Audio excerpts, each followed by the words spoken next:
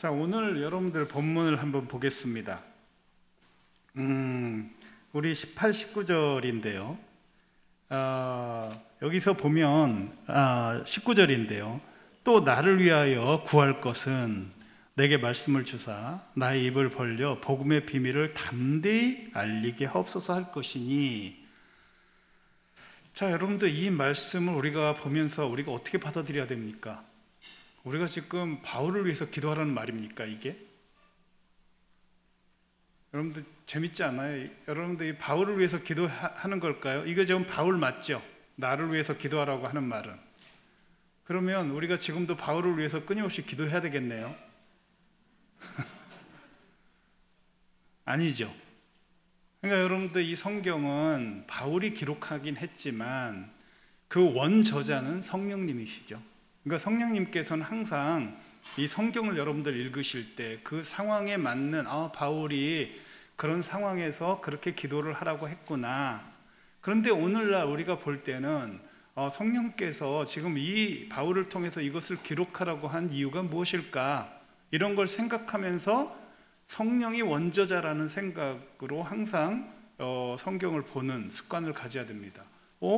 나를 위해서 기도하라고 한 거 보면 이 바울이 에베소서를 썼으니까 바울이 자기를 위해서 기도하라고 그럼 바울님 위대한 바울을 위해서 기도합니다 이래야 됩니까? 말이 안 되죠. 이건 무슨 말일까요?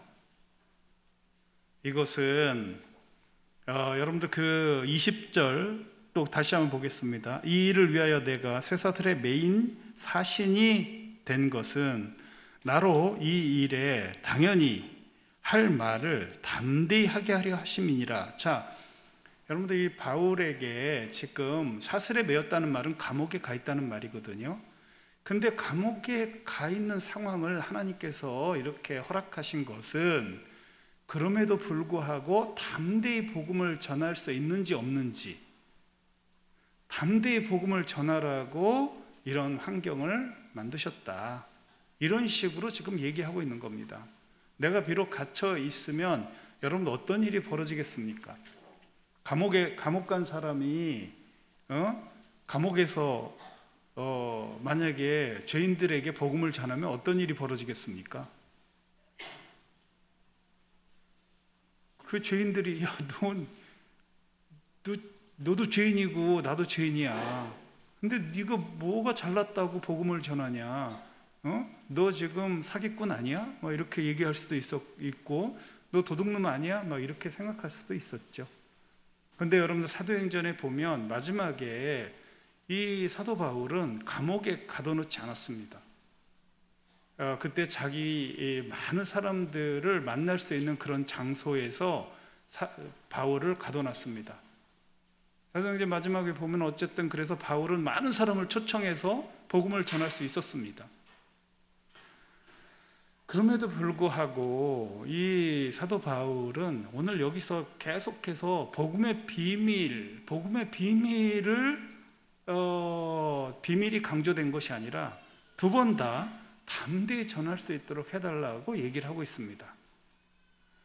자, 사람이라는 게 다 그런 겁니다. 사람들이 이 눈치가 다 있지 않습니까? 어쨌든 사도 바울이 잘했던 잘못했던 일단 죄인으로 호송을 받았습니다. 로마로 호송을 받았고, 또 여전히 여기가 가이사랴 빌립보라고 하더라도 어쨌든 바울은 감옥 죄인으로 낙인이 찍혔습니다. 그래서 이제 마지막에 재판을 받기 위해서 로마로 호송이 되죠. 자, 어쨌든 그래서 사도 바울은 굉장히 여러 측면으로 위축이 됐을 겁니다. 내가 이렇게 복음을 전할 때 사람들이 뭐라고 받아들일까? 혹시나 너 죄인인데 네가 뭘 잘났다고 복음을 전해? 너 나 사기치려고 그런 거 아니야? 너 그 복음 가짜 아니야?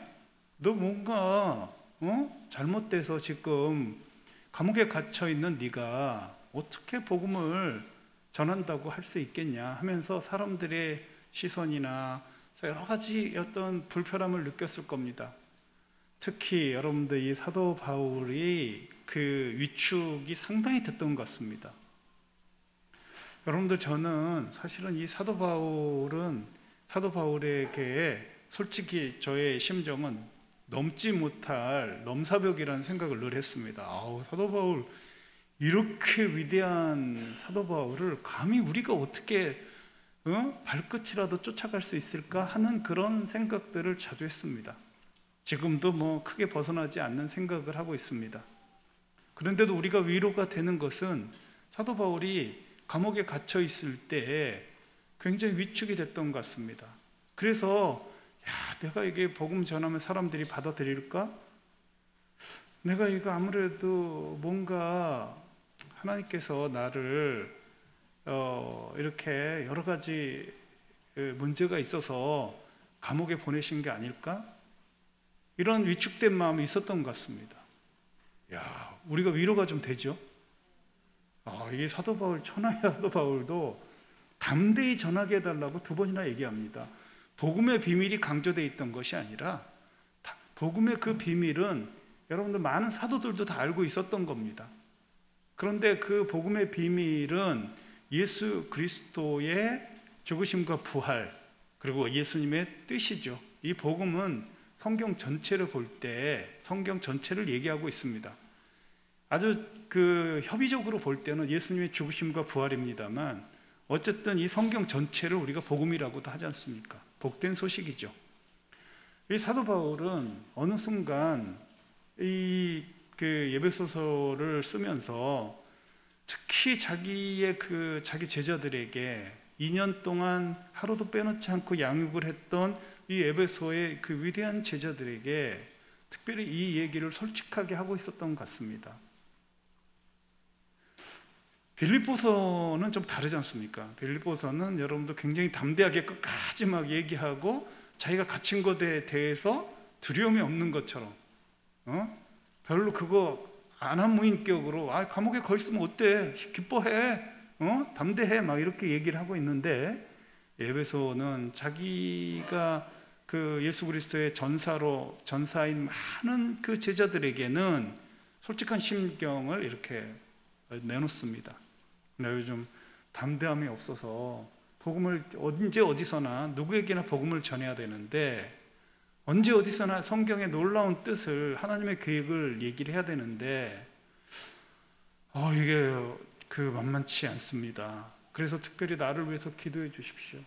내가 담대함을 잃지 않기 위해서 기도해 주십시오라고 하는 부탁입니다. 이게 오늘날에는 아마 영적 최전선에 있는 영적 지도자들을 향한 기도를 반드시 해야 된다는 내용일 겁니다. 그렇지 않습니까? 아니면 바울은 아닙니다. 이제 그 사람은 지금 주님 곁에 있는데 지금 기도해봐야 아무 의미가 없습니다. 지금 우리가 기도해야 되는 것은 여러분들의 멘토, 또 어쨌든 뭔가 맡은 이런 사람들을 위해서 나보다 더 앞장서서 영적 전투를 하는 사람들을 향해서 끊임없이 기도해야 된다는 것을 말해주고 있는 겁니다.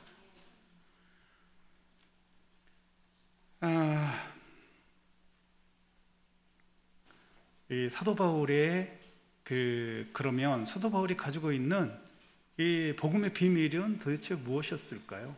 우리가 일반적으로 예수 그리스도의 죽으심과 부활, 또 성경에서 하나님께서 우리를 은혜로 죄 가운데 있는 우리를 불러내서 하나님의 자녀로 삼아주신 이 놀라운 복음, 이 복음의 그 비밀입니다. 그게.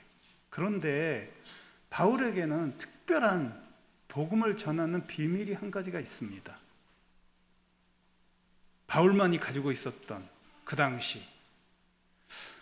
우리 이제 좀 자유로운 신학자들은 그래서 예수의 복음과 바울의 복음이 좀 다르다는 듯이 얘기하는 분도 있습니다. 그리고 예수 그리스도의 신학과 바울의 신학이 다르다는 얘기를 하는 사람들이 있습니다. 이유가 있습니다. 여러분들, 그런데 전혀 그렇지 않은데도요, 그렇게 뭔가 이원화를 시키려고 하는 그런 아주 간교한 무리들이 있습니다. 전혀 안 그렇습니다. 예수님을 가장 잘 알고 있었던 사람이 사도 바울입니다. 사도 바울은 결코 예수님과 다른 복음을 전한 적이 없고, 예수님을 만나고 난 뒤에 사도 바울의 그 누구도 가지 않은 그런 비밀스러운 그 복음의 비밀을 자기가 맡은 자가 되었습니다.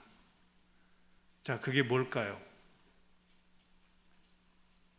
사도 바울만 독특히 받았던 그 복음을 전하라고 하는 그 독특한 비밀이 뭘까요?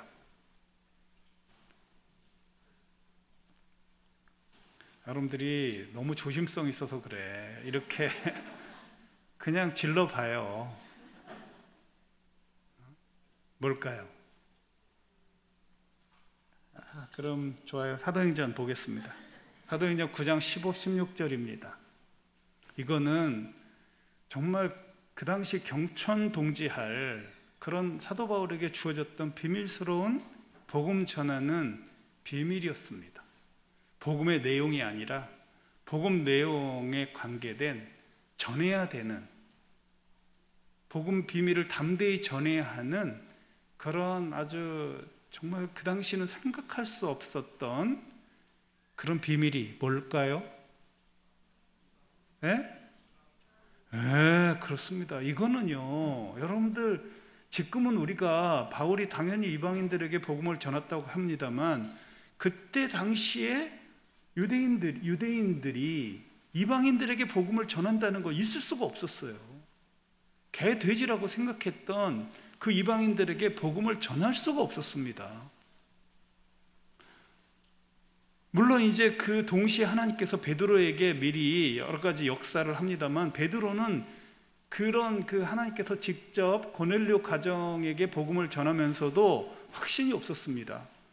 그래서 나중에 그 베드로는 이 로마에 가서 복음을 전한 일인데요, 그 선구자 제일 앞장서서 복음을 이방인에게 전했던 사람은 바로 바울입니다.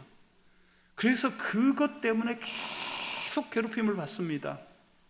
특히 그 유대인들이 가는 곳마다 바울을 공격하고 바울을 죽이려고, 여러분들 그 먹고 마시지 않겠다고 하는 40명의 결사대까지, 자지 않겠다는 40명의 결사대까지 생긴 상황이 있습니다.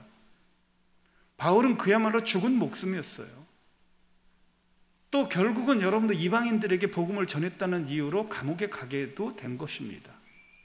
그러니까 여러분들 이 바울의 역할은요, 우리들이 단순하게 생각할지 모르겠습니다만, 바울은 획기적인 어떤 하나님의 그 비밀스러운 지령을 받은 것이죠. 사실은 이방인의 사도라고 우리 로마서에서 나오지 않습니까? 나는 이방인의 사도인 것을 자랑스럽게 생각한다고. 그 당시 여러분들 그 누구도 이것을 감행한 사람은 거의 없었습니다. 물론 예수님의 그 제자들 중에 이방인들에게로 간 사람들이 있습니다만, 이렇게 사도 바울이 치열하게 이방인들에게 복음을 전하는 이런 일들은 그렇게 이렇게 또 드러나게, 하여간 온 아시아에 복음이 전파되지 않은 곳이 없을 만큼, 특히 에베소 교회에서 그 에베소 지역에서 2년 동안 하루도 빼놓지 않고 그 성경을 가르치고 예수 제자 훈련을 했을 때 그 사람들이 온 아시아를 다 뒤덮었다고 하고 있지 않습니까? 그 영향력이 얼마나 컸겠습니까? 여러분들 이거는 정말 놀라운 일입니다. 사도 바울에게만 주어졌던 어떤 독특한 사명이었고 임무였다고 보면 되겠습니다. 대단한 일을 한 분입니다. 하여간 평생을 이 사람을 죽이고자 따라다녔습니다. 그 유대인들에 의해서 가는 곳마다 얼마나 고통을 많이 받았는지 모릅니다. 3번 돌에 맞아서 여러분들 죽었다 살아나지 않습니까? 가는 곳마다 여러분들 찢기고 모함당하고 굶주리고 매맞고 이런 것들을 수없이 경험할 수밖에 없는 그런 그 누구도 가기 어려운, 그래서 여기 보면 많은 해를 받아야 된다. 여기 보면 그가 내 이름을 위하여 해를 얼마나 받아야 할 것을 내가 그에게 보이리라. 정말 많은 그 핍박을 받을 수밖에 없는 그런 맨 앞장서서 어마어마한 그 태풍과 같은 그런 그 저항을 받아야 되는 이런 사람이었습니다, 바울이. 그런 위대한 전사가 과연 탄생할 수 있을까? 부럽습니다, 사실은. 어떻게 그 바울 같은 그런 그 길을 끝까지 갈 수 있었을까? 저는 비밀을 하나 알게 됐습니다. 그게 바로 그를 지원하는 기도 부대였습니다. 그 바울이 바울 된 것은 주님의 은혜였고, 첫 번째가. 두 번째는 바울을 끊임없이 뒤에서 항호해주고, 끊임없이 격려해주고, 끊임없이 믿어주고, 끊임없이 기도와 물질로 후원했던 그 사람들 때문에 위대한 바울이 탄생할 수 있었습니다. 바울 자체가 위대하기도 했습니다만, 만약에 이런 기도 뒤에서 계속해서 지원을 해주는, 영적으로 그냥 철저하게 사도 바울을 위해서 뒤에서 끝까지 응원하고 끝까지 함께 하려고 했었던 그 기도 부대, 그게 있었기 때문에 바울이 된 겁니다. 여러분들 소망이 좀 있지 않습니까? 여러분들도 누가 기도 부대만 있으면 여러분들도 바울 근접하게 갈 수 있을까요, 없을까요? 네? 있을까요, 없을까요? 있어요. 여러분들 이거는요, 기도의 힘이 워낙에 막강하기 때문에 평범한 사람도 끊임없이 기도해 주는 사람이 있다 하면 위대한 삶을 살 줄 믿습니다. 서로를 위해서 기도해 주십시오. 앞장서서 싸우는 사람들을 위해서 여러분들 끊임없이 기도해 주시기 바랍니다. 그러면 우리들도 어쩌면 바울 같은 사람을 오늘날 만나볼 수 있지 않겠나 싶습니다. 여러분, 종교개혁도 한번 생각해 보겠습니다. 사도 바울은 제가 볼 때는 그 당시 어떤 측면으로 보면 1차 종교개혁이라고 생각할 수도 있었습니다. 그 당시 예수님의 제자들은 유대인들에게나 어떻게 복음을 전하려고 했습니다. 그런데 여러분들, 바울이라는 한 사람을 통해서 여러분들 땅끝까지 이르러 복음을 전하는 이방인의 빛이 되라고 하는 그 말씀을 실천한 그 바울과 몇몇 사람을 통해서 그 유대인들, 처음에 예수님의 제자들 입장에서 볼 때는 놀라운 개혁이었을 겁니다. 그렇지 않습니까? 있을 수 없는 개혁이었을 겁니다. 제가 여러분들 우리가 알고 있는 루터의 종교개혁에 대해서도 한 말씀드린 적이 있습니다. 여러분들, 그 당시 루터뿐만 아니라 정말 많은 사람들이 죽어갔습니다. 그 종교개혁, 1500년대에 종교개혁에 앞장섰던 사람들은 화형에 처한 사람들이 이루 말할 수가 없습니다.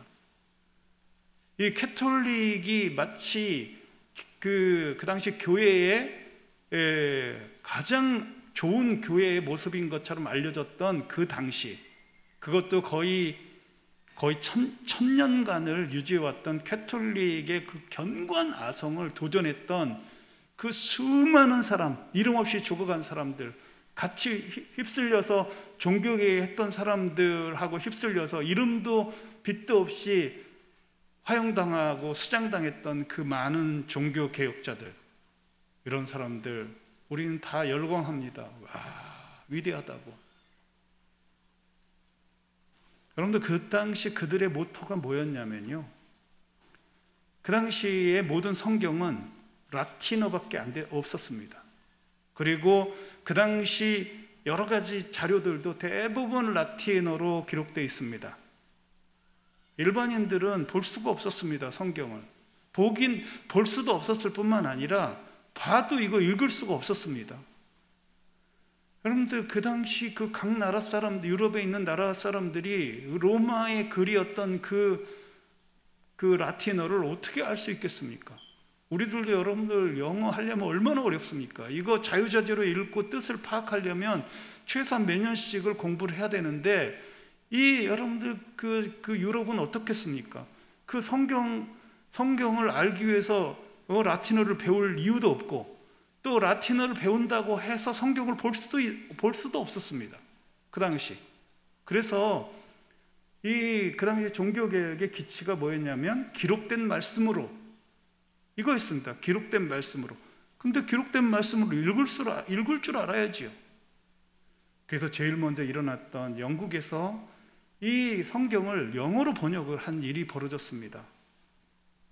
그러니까 그 당시 종교개혁자들이 이 라틴어를 영어로 번역하기 시작했습니다. 프랑스에서도 일어났습니다. 독일어에서도 일어났습니다. 여러분들 루터가 제일 먼저 여러분들 95개 방법문 이것 때문에 여러분들이 그게 유명하지만요, 사실은 그보다 더 심각한 문제가 뭐였냐면 이 복음의 정수라고 하는 로마서를 이 루터가 독일어로 번역을 했습니다. 그게 여러분들 너무너무 싫었던 겁니다. 왜? 그 당시 그 캐톨릭, 그 교황 중심으로 돼 있었던 그 캐톨릭은 그것이 일반화되면 자기네들이 권세를 부릴 수가 없는 겁니다. 자기네들 권세를 부릴 수가 없어요. 그리고 그 당시 여러분들 마녀 사냥을 수없이 했지 않습니까? 왜? 성경을 모르니까 자기네들 임의대로, 자기네 임의대로 정죄를 하고 자기 임의대로 죽이고 살리고 그런 일들을 막 자행을 했습니다. 자기네들만 법을 아니까, 자기네들만 성경을 아니까. 저 사람 기분 나쁘게 하면 성경에 있지도 않은 걸 가지고 성경적이라고 하고 죽여버릴 수 있는 겁니다. 수없는 마녀 사냥이 일어났습니다. 그런데 로마서를 직접 보게 됐고 요한복음을 직접 보게 됐고 그 종교 개혁자들이 목숨을 걸고 자기가 그 당시 파면을 당하고 캐톨릭 그 사제였던 사람들이 그 아주 엄한 캐톨릭 규율에서 벗어나서 자기 모든 것을 버려서라도 이 성경은 우리 일반 평신도들에게 돌려줘야 된다. 우리 모든 사람들이 성경을 읽고 진리를 알아야 된다는 그 기치 아래서 종교개혁이 일어났던 겁니다. 그들이 아니었으면 지금도 우리는 우리나라 사람들은 그들이 아니었으면 지금도 우리 라틴어로 성경을 봐야 될지 모르겠습니다. 다 포기해야 되죠. 제가 라틴어 좀 배우다가 너무 어려워서 이건 안 되겠다 싶더라고요. 제가 신학교를 다닐 때 제가 이제 처음으로 제자훈련을 하게 됐습니다. 그리고 그때 제가 굉장히 신학교 다닐 때 제가 제일 존경했던 분은 제자훈련으로 유명한 사랑의 교회 옥하는 목사님이었습니다. 옥하는 목사님의 그 병신도라고 하는 그 강의를 한번 듣게 됐습니다. 굉장히 충격이었습니다. 저는 청년 시절에 교회를 다니면서 뭘 느꼈냐면 이 말씀을 전하고 또 전도하고 또 여러 가지 그 교회에서 하는 모든 일들은 주로 목사님이나 전도사님 이런 분들의 전유물로 생각을 했습니다. 그래서 성도들이 괜히 성경 깝죽대고 성경을 배우려고 하고 성경을 연구하려고 하면 제가 다녔던 교회에서는 안 된다고 했습니다. 성경 그렇게 자세히 알 필요 없다. 그런 분위기였습니다.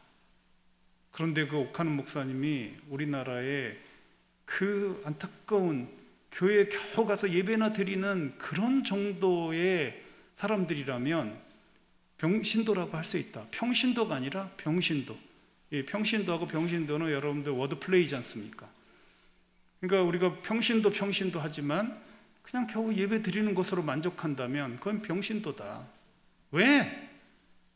우리는 당당하게 복음에 대한 달인이 되어야 되고. 왜? 성경에서 뭐라고 해요? 우리 베드로전서 2장 9절에 보면 너희는 왕족이고 제사장족이다.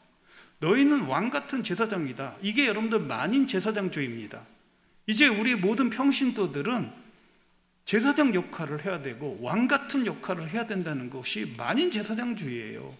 이거 신학교 가면 이거 신나게 배웁니다. 여러분들 다 들어보셨죠? 만인 제사장주의. 우리 웬만큼 교회 다니는 사람들은 하도 이 말을 많이 하기 때문에 그래 만인 제사장주의 짱이야 막 그럽니다. 그런데 뭐 실제적으로는 몰라. 그게 뭔지. 그게 바로 여러분들 만인들, 모든 성도들은 제사장 역할을 할 수 있다. 왕의 역할을 할 수 있다. 여러분들 그 당시 제사장들이 할 수 있는 것이 뭐냐?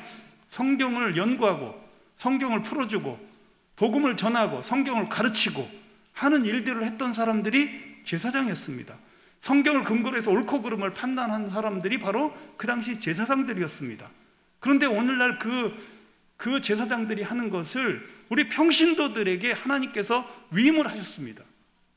우리 예수님께서 그래서 제자들을 그 당시 레위인들이나 제사장들을 제자로 삼은 것이 아니라 평신도들, 어부들, 별 볼 일 없었던 그런 평범한 사람들을 불러서 그 제자 훈련을 통해서 그 왕 같은 제사장의 역할을 하려고 계획하신 분이 바로 우리 주님이십니다. 교회를 다닌다고 하면서 뭐 여러분도 용서하십시오. 제가 그 오카노 목사님 얘기를 하는 거니까 그분은 그런 사람들 보면 너무너무 안타까웠던 겁니다. 그래서 그분이 개척하면서 성도들에게 평신도를 깨운다고 하는 책을 써서 평신도들을 깨워야 된다. 평신도들이 드디어 이 목회자들이 하는 목회자들의 전유물이었던 전도와 양육, 이런 성경을 잘 아는 이런 사람이 되어야 된다고 하면서 성경 공부를 시작을 했습니다. 평신도들에게 성경을 가르치기 시작했습니다. 그리고 평신도들에게 성경을 가르쳐주는 이런 일을 시작하셨습니다. 처음엔 여러분들 장난이 아니었습니다. 굉장히 어려웠습니다. 욕하는 목사님도 제자훈련 한다고 해가지고 처음엔 저항이 많았습니다. 근데 때가 차서 그런지 몰라도 우리나라에서 평신도들이 성경을 알고 싶어하는 사람들이 많이 생긴 상황에 그분이 개척을 했습니다. 이 지식인들은 자기네들이 더 이상 들러리 서고 싶지 않다는 그런 열망을 가진 사람들하고 딱 맞아 떨어진 겁니다.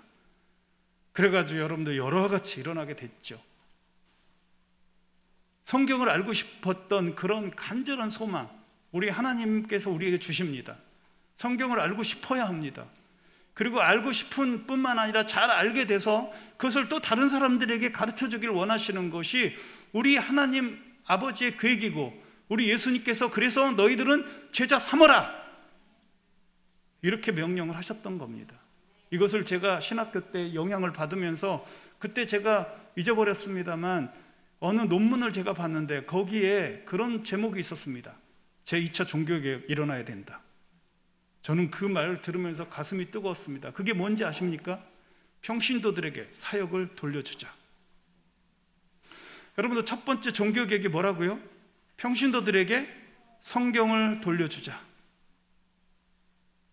제2차 종교개혁이 일어나야 된다. 평신도들에게 뭐라고요? 사역을 돌려주자. 평신도들에게 복음을 전하고 양육하고 그들을 잘 세워주는 그런 우리 사역자들이 해야 되는 일들을 평신도들도 하게 하자. 저는 그때 내가 이 길을 가야겠다라고 생각을 했습니다. 성경의 왕 같은 제사장이다. 이제 여러분들은 왕족이고 제사장족입니다. 여러분들 만약에 이 왕이고 제사장인데 여러분들을 그에 걸맞는 훈련을 안 시키면 여러분들 평범 이하가 되어 버리고 맙니다. 여러분들 옛날에 우리 그 순종의 자식들이 10명 있었던 걸로 알고 있습니다. 그들을 아무 훈련을 시키지 않았습니다. 오히려 더 훈련된 것을 막았습니다. 평범 이하로 빠지게 돼 있습니다. 왕족이라면 왕족답게 치열한, 정말 여러분들 우리 조선시대에 보면 그 왕족들을 향한 훈련이 얼마나 치열했는지 모릅니다. 새벽부터 일어나서 밤늦게까지 계속해서 훈련, 공부.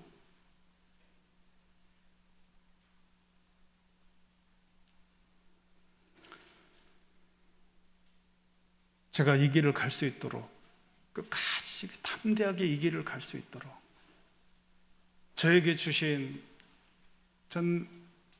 하나님의 저에게 주신 비밀스러운 그런 비전이라고 저는 생각합니다.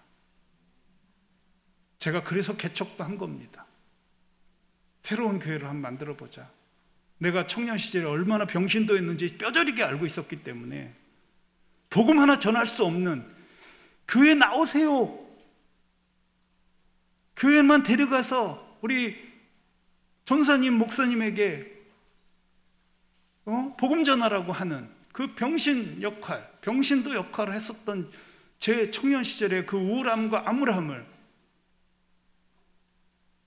너무나 가슴 깊이 통감하고 있기 때문에 우리 교회 모든 청년들에게 이런 정말 가장 위대한 복음을, 하나님 말씀을 받은 그런 위대한 사역자가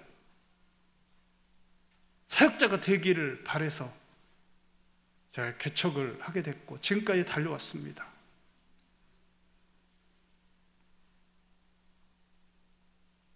여러분들 기도해 주십시오. 그리고 같이 동참해 주십시오. 그래서 여러분들을 위해서 기도 부대들이 생기고 또 서로 기도해 주고 해서 교회를 다닌다면 하면서 복음 하나 전할지 모르는 그런 병신도가 아니라, 복음을 전할 뿐만 아니라 그 사람들이 또 다른 복음을 전하고 또 제자를 삼을 수 있도록 제자 훈련을 철저히 시킬 수 있는 그런 위대한 평신도 사역자가 다 되시기를 주님의 이름으로 축원합니다. 이 가슴 뛰는 이 비전을 여러분들 예서 그만둘 수 없지 않습니까? 한번 잘 생각해 보십시오. 여러분들이 어떤 사람이었는지. 교회를 다닌다고 하면서도 그냥 겨우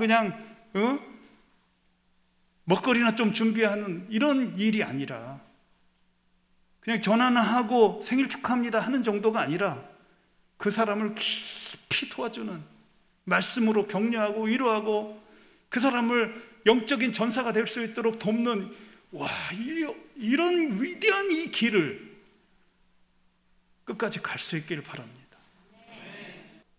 하지만 여러분들이 정말로 우리 빛거질리기에 오셔서 정말 이렇게 왕 같은 제사장이 되고 싶어서 오셨다면 영광스럽게 이 길을 갈 수 있었으면 좋겠습니다.